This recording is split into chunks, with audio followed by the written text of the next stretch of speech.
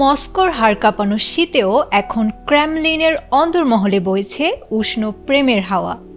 এতদিন যিনি ছিলেন কেবলই এক লৌহ মানব, যার চোখের ইশারায় কাঁপে বিশ্ব রাজনীতি, সেই ৭৩ বছর বয়সী ভ্লাদিমির পুতিন এবার ধরা দিলেন এক অন্য রূপে। যুদ্ধের রণহুঙ্কার আর কূটনীতির মারপ্যাচ সরিয়ে রেখে বছরের শেষ সংবাদ সম্মেলনে রুশ প্রেসিডেন্ট যেন হয়ে উঠলেন এক রোমান্টিক হিরো। জনসমক্ষেই স্বীকার করে নিলেন তিনি প্রেমে পড়েছেন। তবে কার প্রেমে মজেছেন এই প্রতাপশালী নেতা? সেই রহস্যের জট কিন্তু খোলেননি তিনি। মস্কোয় আয়োজিত বার্ষিক সংবাদ সম্মেলনে এক সাংবাদিকের প্রশ্নের মুখে রীতিমতো ক্লিন বোল্ড হন পুতিন। তাকে জিজ্ঞেস করা হয়েছিল, তিনি কি প্রথম দেখায় প্রেমে বিশ্বাস করেন?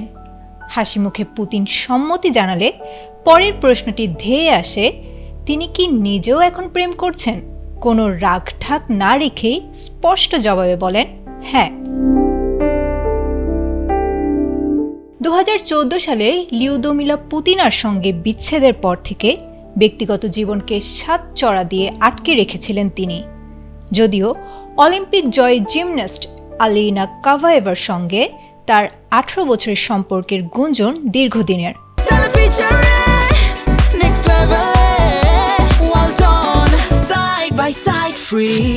তবে পুতিন কখনোই তা স্বীকার করেননি। এবার হঠাৎ করে প্রেমের কথা কবুল করাকে বিশ্লেষকরা দেখছেন ইমেজ নরম করার কৌশল হিসেবে। তবে অনুষ্ঠানের বিনোদন সেখানেই শেষ হয়নি। দর্শক সারিতে থাকা তরুণ সাংবাদিক কিরিল বাজানোভ আমি বিয়ে করতে চাই লেখা প্লে কার্ড উঁচিয়ে ধরলে পুতিন রসিকতা করে বলেন, তুমি তো মনে হচ্ছে রেজিস্ট্রি অফিস যাওয়ার জন্যই সেজে গুজে এসেছ। সেই সুযোগে কিরিল লাইভ সম্প্রচারে তার প্রেমিকা ওলেস্কাকে বিয়ের প্রস্তাব দেন এবং পুতিনকে নিজের বিয়ের দাওয়াতও করে বসেন। পরে জানা যায় ওলেস্কা সেই প্রস্তাবে রাজি হয়েছেন।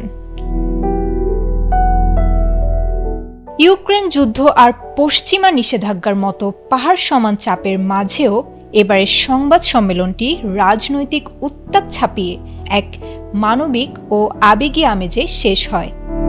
তবে প্রেমিকার নাম প্রকাশ না করে পুতিন বুঝিয়ে দিলেন, লৌহ মানবের মনের ভেতরে প্রবেশের অনুমতি পেলেও অন্দরমহলের ঠিকানা এখনও বিশ্বের কাছে এক সুরক্ষিত top secret. Ayesha Akter, ATN Bangla.